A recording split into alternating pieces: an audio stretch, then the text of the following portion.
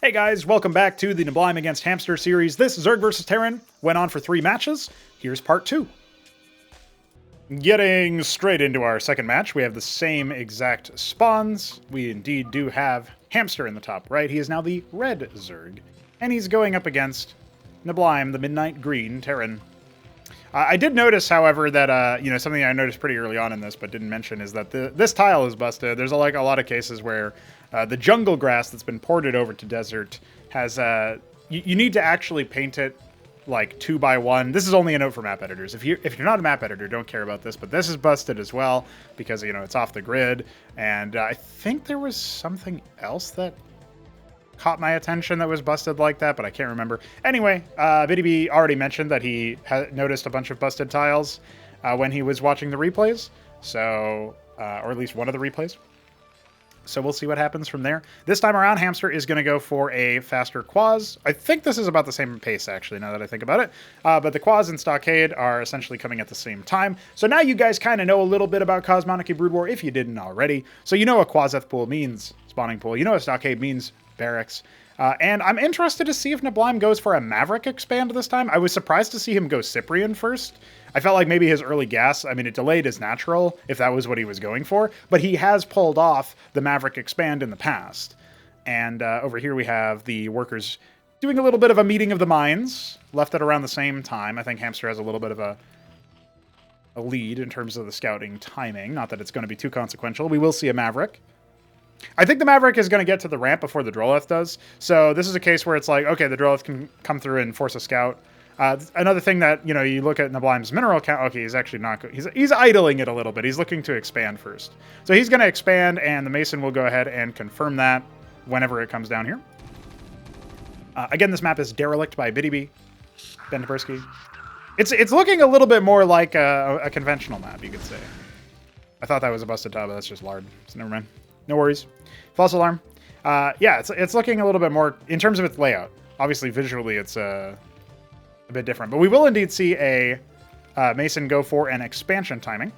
You can see the worker differential here in the early stages of the game, as coming up are some more Quasilisks, actually. So he's going to have some combat units out. Something a little bit interesting is that obviously we have this supply counter has been reworked to workers over military units. And when you're training a dual birth unit like a Quasilisk, it'll only show one unit. We'll have to fix that at some point so that it shows both. And again, the Quasilisk just scouting around, seeing what's going on, seeing what's happening. I wonder if this little cliff thing here was removed, if it would be too powerful for drops. I kind of like that it's there to balance out how powerful you can do drops and stuff. We did see the pathing get the better of Hamster in his first assault over here with the Nidus. So it was interesting to me. But honestly, it was really interesting to see Hamster attempt that. We actually got a pretty cool set of strategies going from both players. We had Hamster with the Nidus, sort of drop play with the Ireleth, and then we had Neblime with the Seraph nuking and the Cyclops drops. So we had some interesting tactics as opposed to like the more frontal fury that we were used to from when we see Shambler playing Zerg, or I guess Mystery Meat playing as Protoss or whatever. Like, most of the time we don't end up seeing players do really nifty, like, beat around the bush strategies. They just try to build up a big army and win that way, which is fine too. I like that. Maybe that's what we see out of this game. Although with Neblime's playstyle, I would reckon probably not. Now, this is interesting. His scout worker came back, I believe this is his scout worker, and just started harvesting from the ridge. I mean, why not, right? That could become an interesting meta for this particular map. Like, hey, I have this scout, I might as well sit here and, if somebody moves through the middle of the map, then I already know it, so I'm actually getting a lot of efficiency out of that. That's actually really cool. I don't think that every map should have that necessarily, but that's a pretty neat, like, flourish on this particular map, right? We do, of course, have the Spraith customary, I suppose, for Hamster. He's worried about a star pad, which is on the way, but it's a little bit, his defense is a little bit early. And, he had Naths on the way, but I guess he didn't want to commit to building more Quasis at the time. So he wants to just continue building workers. He does have some Quasis down here. That's fine. They're in a prime anti-ground defensive position. And his Zephyr Cores came in here and didn't really accomplish too much. I'd say the Naths should be going a little bit faster, just to see what the tech is. And there is indeed another Fulcrum, followed by Cyclops. Oh, Neblime likes Cyclops now, huh? So he's actually going to lose this Mason, just as I'm taunting him. So get fucked, I guess. But don't worry. This hit squad is coming back. And the star pad will... Actually, it will be completed, but it was interrupted a little bit. There was some shuffling happening. And yeah, when Melee fights Cyclops, it's really sad because obviously the Cyclops just sits there and doesn't die to its own splash, right? So that's a kind of a big deal. A Zorka Shroud coming at the natural. So, funnily enough, something that Shambler talked about in... I think it was the most recent Ascension playoffs. So it was playoffs round 3 for Ascension 5. Shambler commented that he thinks that Zerg should probably put a lot of their tech nodes sort of scattered around their bases, because if you get dropped or, you know, something like that, I guess it's kind of similar to StarCraft 2, and even to some extent in Brood War. We see like the Queen's Nest and the Defiler Mound sometimes, or most of the time I think it's Queen's Nest Hydroden or something. Sometimes will show up in different places. And it's not just to avoid scans, it's also because if you get dropped, suddenly you're in a real pickle. So it's only going to be 3 Cyclops this time around, not 4. He didn't want to wait for it. And there is a Circuith already here, which is going to be okay at defending against this. Like, I don't think the Cyclops can kill the Circuith, but the workers still have to run away from the splash. However, in this case, I think they might just be able to, like, sort of path over here and wait, or maybe just transfer down to the natural. It would probably be a little bit more efficient while the Circuith cleans it up. Buy some time for more units. Gorgacore's on the way, so funnily enough, somebody recently called the Gorgacore Greg. Good old Greg. Yeah, I honestly, I think Zerg Greg. I mean, just Greg, maybe not, but there could be some cute little things to do there. So you saw the unload, the Circuith immediately attacked, and the Blind was like, fuck that. So actually, this has been really effective, right? Like, this third base being set up, a little bit more of a standard game out of Hamster for now. And the Quasilisks are going to be marching to mass up on the front door. Some Vultures are getting ready, I think, to lay mines. Oh, actually, we have an unload here. It looks like Neblime was thinking of moving out as well, but the presence of his opponent on the front door, that's going to change his mind. The Gorgs can just turn around and start dealing with the Cyclops. Quasis are actually coming too. I don't know if I agree with the Quasis. Hey, the basin in the middle of the map got owned. Vulture on the way as well. Why not? You can start... Oh, actually, he already laid his mines. So he was already out there earlier. It looks like an attempt was made, but the lobotomy mines slowed and stopped that attack. Hacharosk below half HP actually gets canceled here. Some indecision from Hamster. The Gorgs are going to fly over and start attacking the Watchdog. You can't really repair it very well because they deal splash damage, right? So, I mean, they can repair it, but you're going to take some damage. However, one of the Gorgs has already fallen. We'll make that 2 after this Goliath has its way with it, and another Goliath already on the way as well. Trojan is back home for maybe some additional disruption, and I would say Neblime comes out handily ahead in this situation. He is going to start to take some tickle damage onto his Goliath, but that's going to be more than enough, and the Gorgacore simply can't outrun that.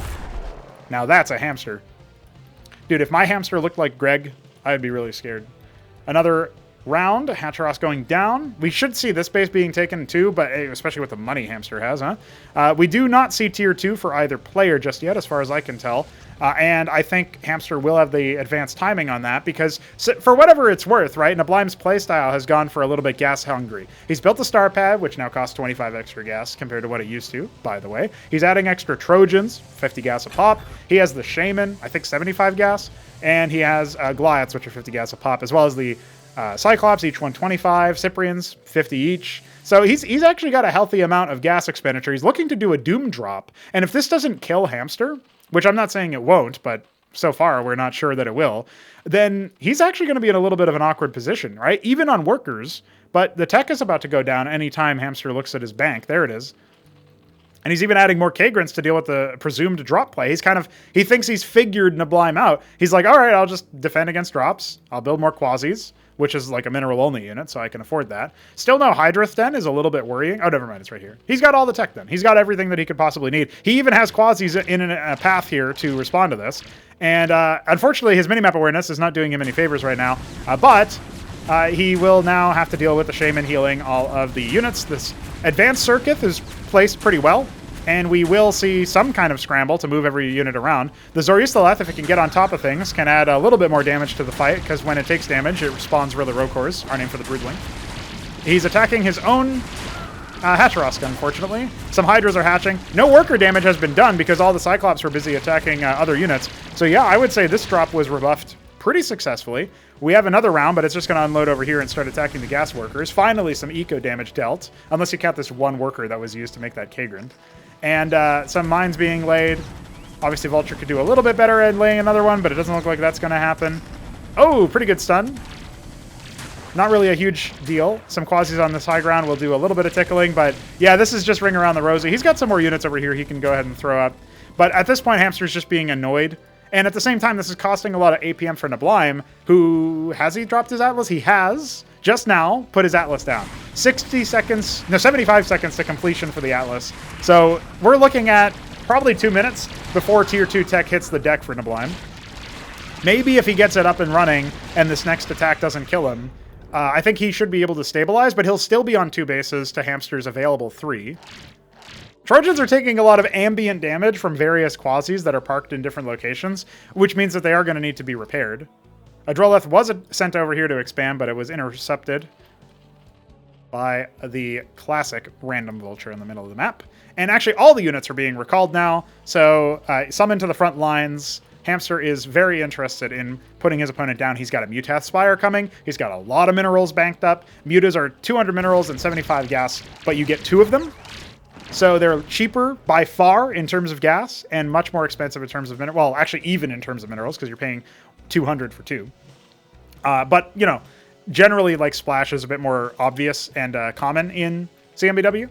However, a Mutas switch can be devastating if your opponent doesn't scout it. And I don't think that the Mutath Spire went down when neblime had forces in his opponent's base. So...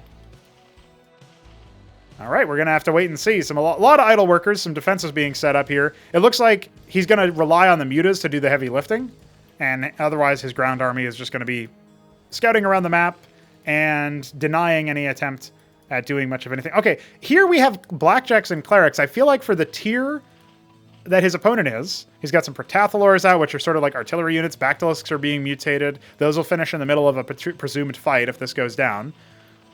And the Blackjacks have no splash, so they're not going to be super adept at killing the workers. Yeah, I think this he's going to go for it. The Clerics can heal the Blackjacks, and the more higher HP they are, the more attack rate they have, right? But yeah, at this point, I'm thinking this is going to get cleaned up relatively easy. We even have a bunch of Protathalors completing on the other side. So it wasn't Mutas after all, interestingly enough, although he could still go for a lot of Mutas. Going for Hydra Protathalor. I think the Protathalor does work pretty well at sieging positions. It doesn't have more range than the Sentinel, but it's probably going to be good enough to take out this third base or force it to lift off and fly away. Protathalors can't attack air units, so that could be the pivot here. I don't see any starports being made. Never mind, there's 2 of them over here. And some defensive Sentinels as well. There was an attempted Nidus drop. I love Hamster for doing this, but I don't think it's going to be enough. He's going to go ahead and mutate that into an Irolith, and you can't cancel this once it started, so he's just going to have to deal. Ooh. Didn't quite finish.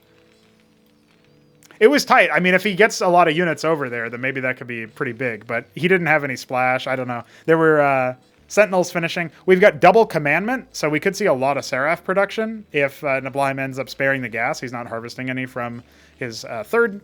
He's going to go ahead and put 1 worker on there for now.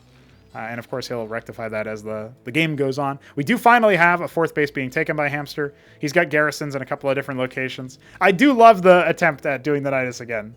This is a situation where, you know, again, if he gets an unload off somewhere, that could be pretty big. But I think he would have been better served putting it over here or over here, a place where he's guaranteed to get the unload off so that he can really do some damage to this third base. Because the longer this game goes on, you've got this big army, okay, but you know you're allowing the Terran to get Sentinels up, which do line trace damage. You're not really going to be protecting yourself against it with the presence of Zoroustaleths or Evigralisks, which you could get if you got the Alkagiteth. These are new units that have enough armor. Oh, actually, maybe the Zoroustaleth only has 3 armor now. I believe so. So you would need the Evigralisk to block the Sentinel shots. That's a very lumbering Zerg creature that's got 4 armor. So you need more armor than... No, actually you need equivalent armor to block it. So maybe the Zorius would be enough. Uh-oh. There's like Trojans hunting Iroliths. It's really funny. And yeah, this base is just now being set up, but it could be prime bait for an attack if the Trojans end up sniffing it out. And I think they will. So he's going to go ahead and unload it again. His army is still sort of gathering up over here. You know, he's just going to commit to it. I think if he loses this base, he's going to say whatever. He does have a couple circuits and more structures can finish. And the Trojans are killing some quasies. That should have warned him that stuff was coming. So he's going to go ahead and station a couple of basilisks. Okay, he actually should be able to hold on to this base because most of his army is waiting to pop through the Nidus once it finishes. But it looks like the Trojans they're confused. They know that there's a Nidus around here somewhere, and this Seraph Azazel duo is going to be used for, it's not going to be enough. Yeah, he's going to pop right on through. Oh, a nuke as a response. Okay, that's interesting. He's going to scramble his units. I think this doesn't really matter, although some of these units are softened up. And yeah, the Sentinels are going to pop off here. There's a huge amount. That nuke shouldn't do any damage to the units here. But that will go ahead and clear out the Nidus. And yeah, you're not going to really be able to get out of that situation alive. Dropping a Radiate at the top of the ramp, guaranteeing damage if you walk up there to try to escape, and the Blackjacks clean him up. Perhaps the least efficient use of Hamster's army, considering the situation. He really thought there was going to be a drop. I really thought there was going to be a drop. And we have another nuke. Look at this. We've got double anvil. These are really expensive facilities. Forces dealing some damage here. This ridge proving to be... I mean, he's only going to deal damage. Maybe he'll kill the larva with the irradiate. I don't even think he's going to do that much. But he's going to deal with these static defense structures. Okay. Whatever. Not a huge loss. A couple of these blackjacks going down. Seraph Azazel. And now he's going to move forward. So this is the money one, right? But he is going to be under attack, and there is no Azazel here to save him. So he's boned. He's out. That's not going to happen. So he loses the 100 of each resource to get the anvil, to get the Morningstar. He's got another Seraph down here in the mid-right. 3 o'clock could be bopped. You know, there's no air units to really quickly respond to this, but I think maybe he's in vision. Yeah, because there's a lot of units sort of scrambling to do some damage to this. Yeah, he can't really get to a position here. He's going to drop an irradiate. Okay, that's fine. There's even an Ovoleth here to transport if need be. Oh my god. But can you do enough damage to it? Not with one Bacillus, right? Oh, it's canceled. He's canceled it. He lost his nerve. He couldn't hold it.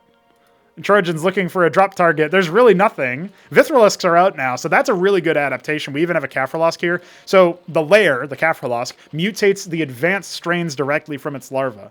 So, you know, you're talking about mutating Hydras into Bactyls, or in this case, Schizocores into Vithralisks, which is our name for the Devourer.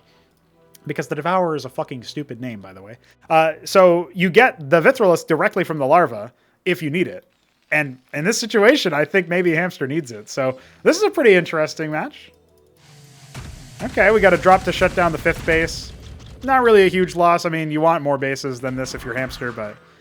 I think the scary thing is that neblime is catching up in base count. He just stopped the 5th base from going down, and he's setting up his own 4th as we speak. So this is a bit spooky. You know, and it's going to be a little bit hard for Hamster in his current state to actually pick off these targets. Vithralisks are rending armor, and it's splashing onto the ground targets as well, so that's very scary. Bactylisks can start doing a lot more damage to some of these units. Even against the Blackjacks, which have 1 armor, that still reduces some of their damage, right? So 1 Seraph down, another one probably not long for this world. The Azazel really should be the one that's hunted down in this situation. The Strop is still here. Some units sort of milling about. Essentially a secondary army. Lots of units got irradiated. Quasis are dying. There's only 1 completed Sentinel. Does this one finish is the question. No, it does not. A defensive nuke launched. The Vithralisks can ignore the Sentinel because it only attacks ground. But it's now a 2nd defensive matrix onto that. I think it's probably going to be enough to get the nuke off. Yeah, I don't think that it would have been... Like, that would have been a really scary moment had it worked out that way. He probably should have at least killed the Sentinel so he could have maybe jumped back in a little bit easier. He's going to circumvent the rest of the army. The drops are loaded back in. Nothing in the main to defend here. Looks like some units are scrambling up to try to deal with that. So that actually will be gotten. It's not on a move, though. This is where a lot of Neblime's attention is going to be soon dealt with. He forces the unload. He does get another nuke off. Painted over here. Vithrilisk starting to attack it, but it's gotten D-Matrix. This is a huge shot. If this doesn't work out, yeah, it's not going to work. He pulls most of his army north and to the into the rest of the defenses, and Matadors coming out. Sort of like micro tank unit. Man, this is a scrappy game. Hamster has so much money, but he doesn't have tier 3 yet because he needs 1,800 gas for tier 3. The minerals, though, he could do without. He's not really been able to get another base up and running. He started another one. The Trojans, 2 of them remain alive. This anchor is not long for this world. We got cataphracts. They're going to do okay. You know, they got pretty reasonable armor. I'm not sure if they're a great target for this situation, but they'll do all right. One of them does end up going down. The Azazel are going to keep these mech units alive for quite a while. Matador dies to its own owner with the Irradiate. Look at that, dodging an Irradiate from the north unintentionally. There's a lot of Protathalors. That's the thing. Protathalors don't care as much about armor because they deal 15 damage. So even though they only have, they have 0 armor pen, they're still going to be doing a lot of damage. And they're at the max range of the Sentinels for the most part, so you're not splashing too much of them. Now, another nuke was painted somewhere. I'm looking around to see where it could be. Okay, it's painted at the 4th base here. And we even have a second one, defensively, placed at the 3rd base. I don't think that's going to do too much damage to Neblime's Ministry. This one did land, but it didn't do that much damage. Some of the Irradiate is spreading, though, and that's going to do some damage to the workers. So that's going to need to be pulled.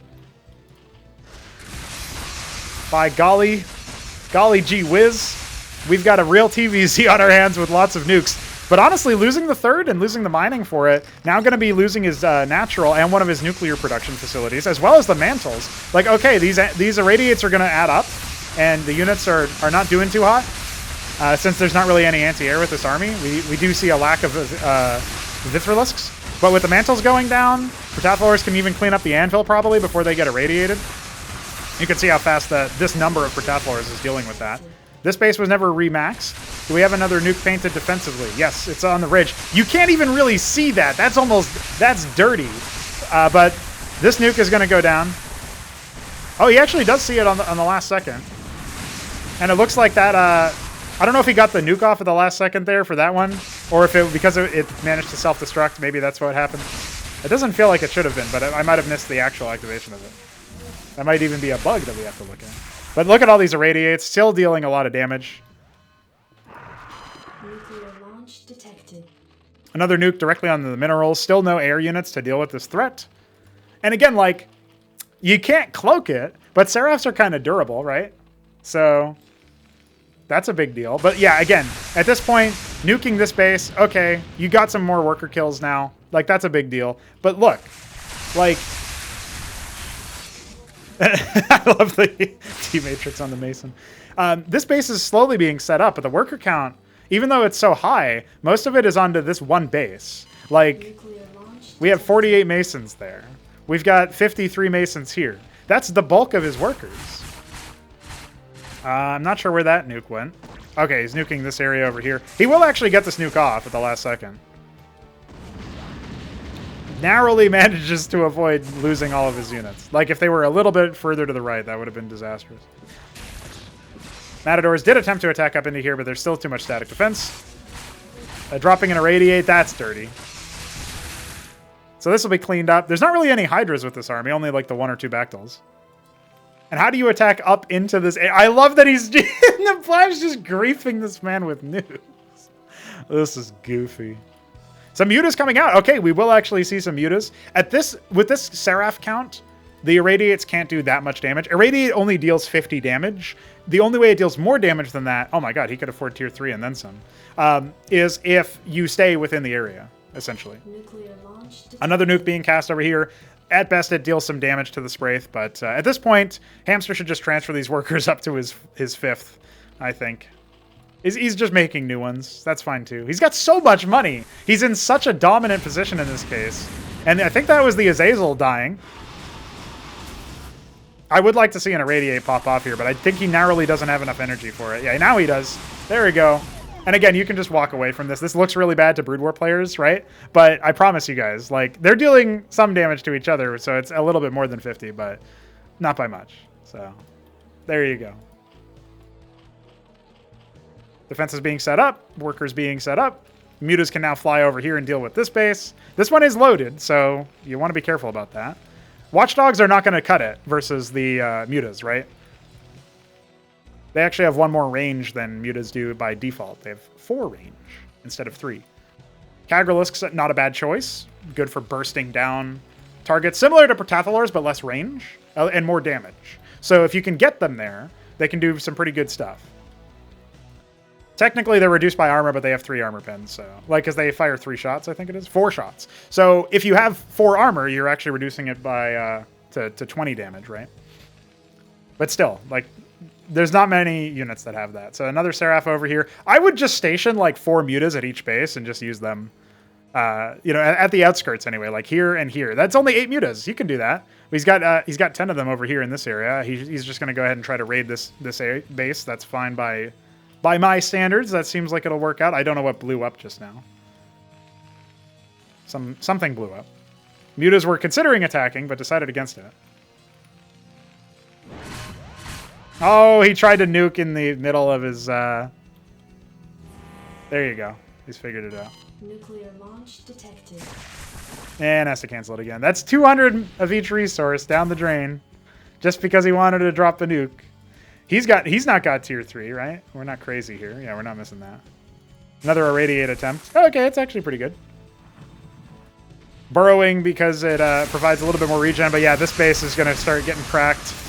Some Trojans are here. There's nothing in them. Neblim's going to have to call GG, man. This is really good play out of Hamster to do this. At the very least, he emptied the anvil. Although in this case, you might want the anvil to blow up because, oh shit, it would nuke my army, but my enemy's army. Phalanx is out over here. Some D-Matrix, some Spellcasters. This is a powerful push, but there's only so much it can do, right?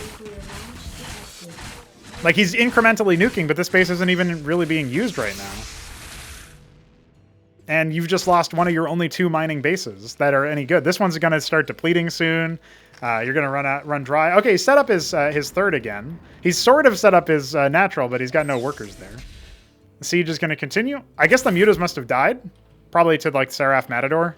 Seraphs passively rend armor, which is what that big overlay is, the orange overlay. Oh no, the air units are getting knocked into the irradiate field from the nuke. Oh, God. Oh, it's painful. Not as painful as this is going to be. The minefield was attempted, but there's no phalanxes over here. They're over on the assault. So there was nothing really to accept that and deal with that, right? The stun is 3 seconds. The slow is 3 more seconds after that. So it is a very effective crowd control mechanism. Phalanxes are deployed on the high ground. That's going to be pretty hard for some of these units to reach them, but the Protathalors should be able to get there, and you can see they're starting to do some damage. Takes 2 Phalanx shots to kill a Protathalor. 3 more finishing, 4 more finishing, but they're on the front lines instead of being deployed. Another nuke goes down. This one at the natural as well as an irradiate, trying to deal with the gas mining. I don't know that that's much of a concern for Hamster. He has tier 3 out right now. He can get the evolved Mutalisk if he wants to. He can get all sorts of evolutions. Big mech stack. We did see the nuke go off, do some stuff, but the Tazgralisks are here. These guys are the evolved Mutalisk.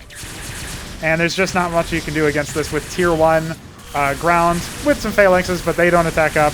Yeah, this is going to be GG. The main's being pushed in. Neblime upset by Hamster, whose TVZ ZVT, I should say, seems to be doing pretty fucking well. All right, that was a game. We do have one more, so let's check it out. All right, boys, we are looking at the same spawns again. Hamster, the Lemon Zerg in the top right. And down here, Neblime, the Dark Coral Terran, bottom left.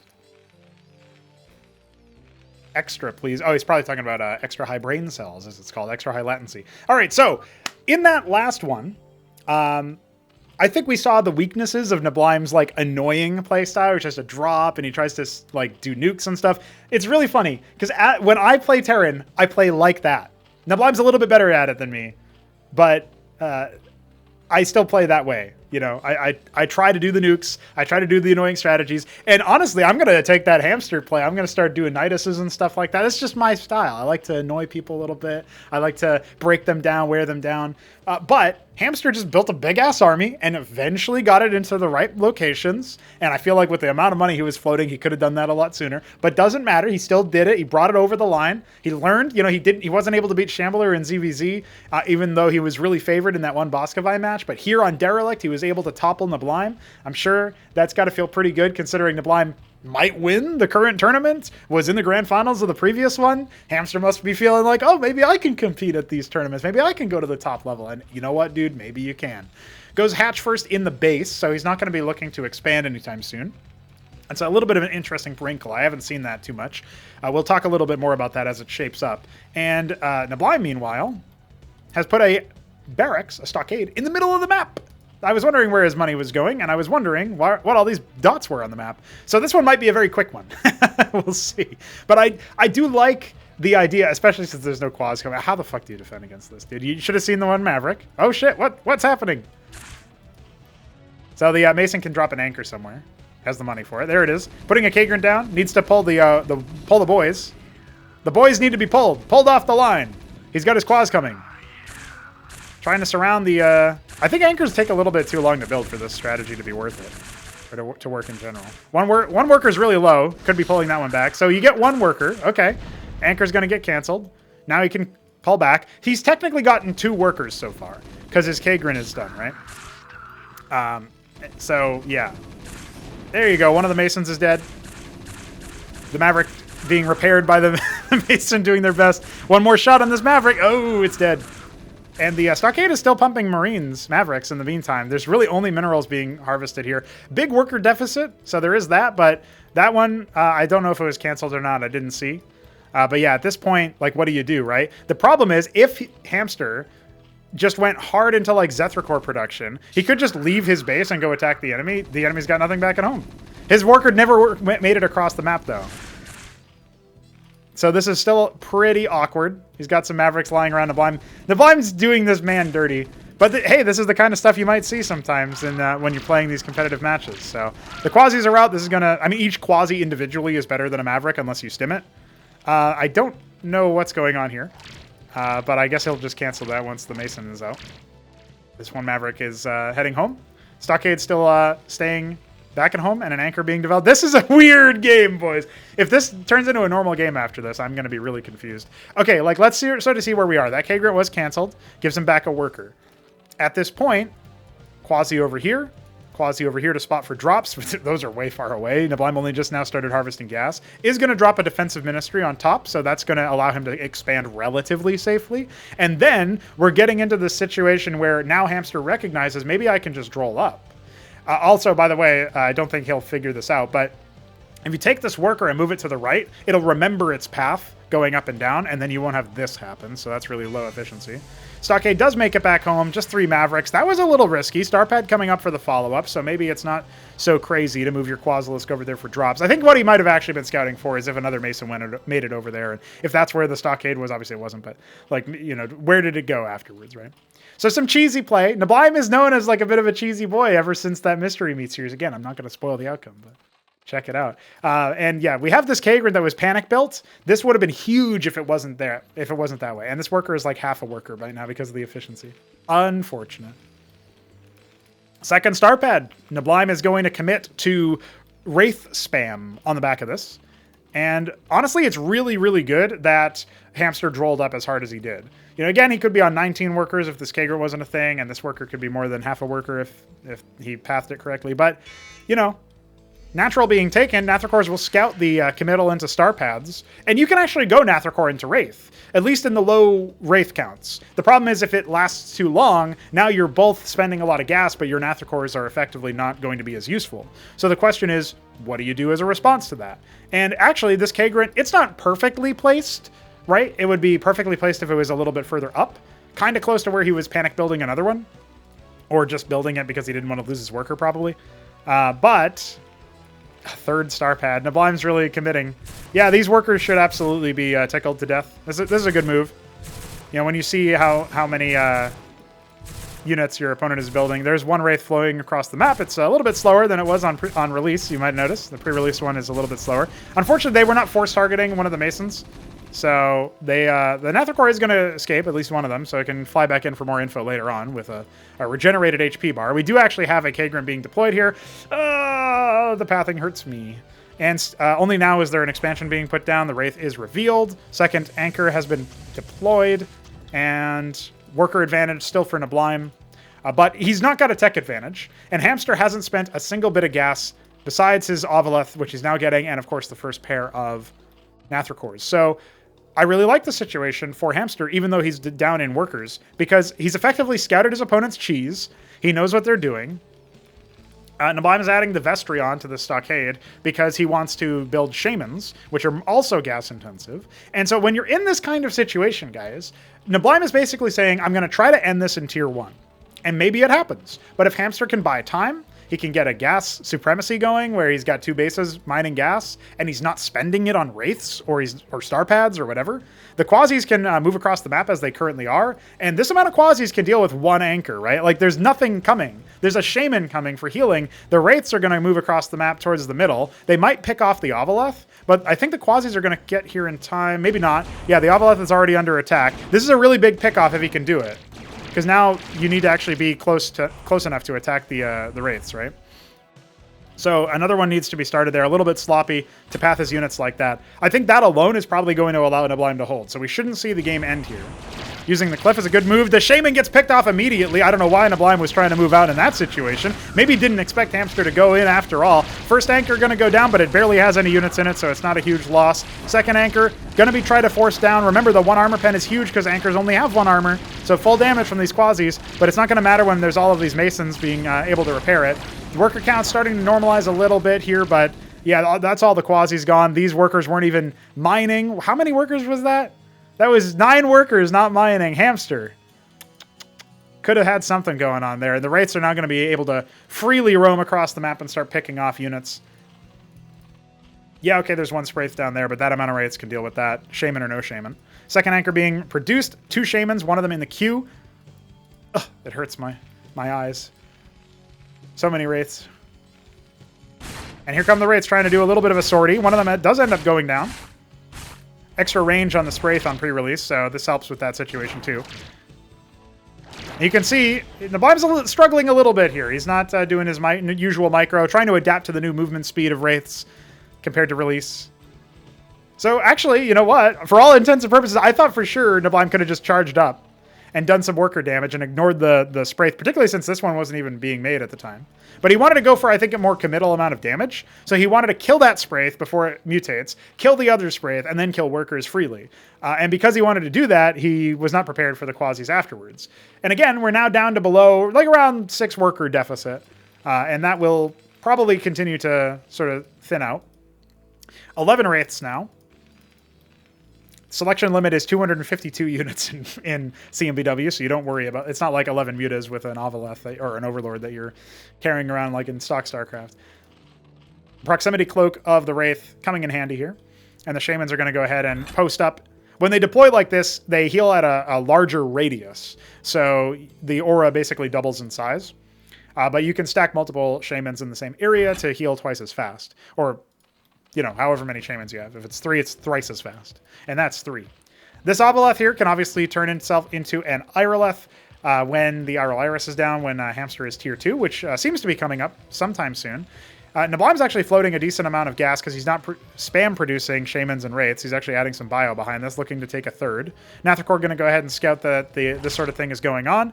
The Quasies are here to do their best to defend their Ovileth. And some idle workers are hanging out with their wangs out.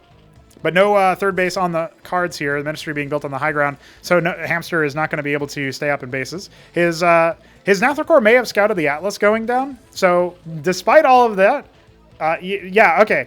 Hamster could have probably done a little bit of a faster tech up here. He's going to go ahead and put the IRL in his natural, which is fine. Especially considering the Wraiths. So, like, this is where his Quasies can be here to respond if the Wraiths end up trying to snipe stuff. But yeah, I think in this situation, like, again, when you're even on tech timing, or just about, with Zerg as Terran, you're behind. In terms of tech timing specifically. But I don't know if it matters that much. I'm looking at Neblime's position. He's got his 3rd base. There's not really a 3rd base in the cards for Hamster. If he had gotten his tier 2 tech up a little bit faster, he could have gone into Bactyls, or even Lyrilisks would have been fine. But in this situation, it's not necessarily going to happen. He's probably going to be looking for the upgraded Spraiths. Spear Tiths also bounce attack. in addition to the shots that they kick off. So that's where most of their DPS comes from. And yeah, they also obviously have more range than a Quasilisk, as you might imagine. Now, the Quasilisk and the Wraith have even range. So in order to attack into one, you have to reveal yourself, right?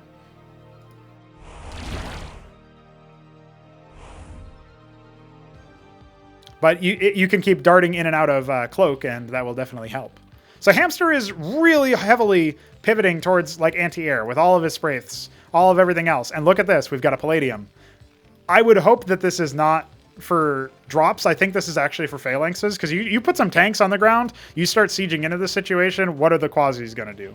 Even if you tank mode, you've got 4 armor in tank mode. Like, the Quasis will just not do much damage, we'll say. 20 Wraiths, a very huge commitment. We got some Zeths out. That's not a bad play. Iroll is complete. We don't yet have the Spear Tits out. And this force is sort of getting whittled down here. I don't know if the Ovolith was picked off. I think it was. No, it's here. Okay. And the Nidus. It's going to happen. The Nidus drop. Now, that could still be somewhat difficult, but there's watchdogs all over the place, so the usual spot isn't going to work. I honestly, at this point, Hamster, you had a lot of money. You had a lot of options. Your Mutat Spire is out. He's going to go for Sikralisks for splash damage. Not necessarily a bad play. And on the open field, they can do some really good damage. Like, if there are no Sentinels in play, Sikralisks can pop off, actually. But I'm not sure how likely that's going to be. I also don't know how likely it's going to be that the Wraiths allow the Kagrant, to, the Nidus to mutate. Right? This is an Ovolith, not an Irolith, so it has less vision range. Neblime hasn't spotted... Oh, he's reacted a little bit slower. He might not have known what that was. Or is he gonna... He's gonna go for it. I mean, he has the makings of an Ahmed drop. Harakans, nicknamed Ahmed, the new name for the Firebat. And the Sikralisks are out.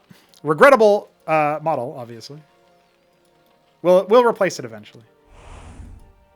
But yeah, when the Wraiths see hard CC like that, or hard AoE like that, that's obviously going to be a pretty big deal. Now, okay, the Nidus is going down. Sentinels are now being built, but only one of them there and one of them there. Oh, look at this. Sentinel just put down in that location. Not really going to be able to do too much. I'm really surprised that it wasn't Mutas again. Like, Hamster really shied away from Mutas here, where I think it would have helped him out a lot. They beat Wraiths in a mono-e-mono fight, and obviously Sentinels don't do anything to air units. So here's the attempt. The Trojans end up dying. Oh, the Madrigal's doing huge damage here. And if most of the the Sikralisks are still alive, you can see how fast these Wraiths are disappearing versus the splash of the Sikralisk. But there's not that many left. And most of the ground army was destroyed already. The Nidus is still intact, so we could see a counterattack, but I think it's more likely, I mean, now only down to a measly 9 Wraiths from like 26. That's one of the reasons why you don't see Mutas often either, because the splash that you can sometimes see out of Terran is way higher. Now going for a third base. It's a little late, but you know what, Hamster? Better late than never. I counted you out a couple of times in that last match, and maybe I shouldn't have. Wyverns are on the field, though. I don't think... you're not going to be able to use the Sikralisks in the same way. And he is going for them again, so... Hydrith then coming up. Going to be going for some Bactyls, no doubt, eventually. And look at that. Your Protathalors can't attack up. Burrow them. Avoid pain. No, never mind. When you burrow units, obviously, you can't reveal them unless you stand on top of them with a ground unit. That's a new mechanic in CMBW. Which allows you to go for some daring plays if you're going to go for something like, you know... Oh, no. Yeah, if you're going to fight against Lakizalisks, our name for the Lurker, like, you can actually stand on top of it if you dare. But it's interesting. It's high tension. Okay, I think this is going to do him in. Again, there's no air units, and there's no anti-surface defense anywhere. So, in this situation, right, Madrigals are going to drop. Okay, he actually does have some kind of reaction. Oh, no, he's going towards the Nidus. That's what he's doing.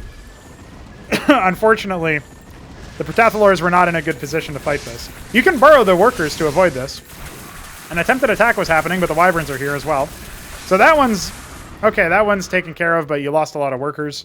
Now it's going to happen to your main as well. Or is it? Okay, yes, he gets them off, just barely. And there they go. You can see how fast this will work. And it takes 8 salvos from a Madrigal to kill a Droleth. And the Wraiths are now attacking the third. This is undoubtedly going to be GG from all the harassment alone. I mean, come on. And now trying to pick off the Mutaf. That's the most ambitious tech, right? GG is called. And Neblime will take the series 2-1. Hey, entertaining back and forth. I appreciated that. I think it's pretty cool. All in all, this has got to be, I mean, an impressive debut from Hamster against Neblime. Unfamiliar map for both players, but the style of Neblime was countered in that second map, forced him to think differently. He gets a head off of a proxy, and then from there, he doesn't quite finish the job in super good fashion, but on, like, yeah, he had the lead for pretty much that entire game. So it didn't necessarily need to be convincing, but, you know, it's interesting. It's cool. I like it. All right. Hope you guys appreciated some of the new meta shifting stuff that's going on. And, of course, Derelict, the map by Ben Taberski. If you have feedback for it, leave it in the comments or join the Discord server and talk about it in the CMBW maps folder or setting channel, something. Words English language. And I'll see you guys later.